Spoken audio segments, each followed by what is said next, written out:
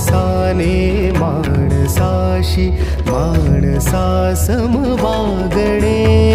हीच आमुची प्रार्थना, हेच आमुचे मागणे.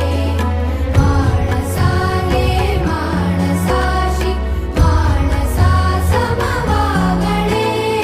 हीच आमुची प्रार्थना.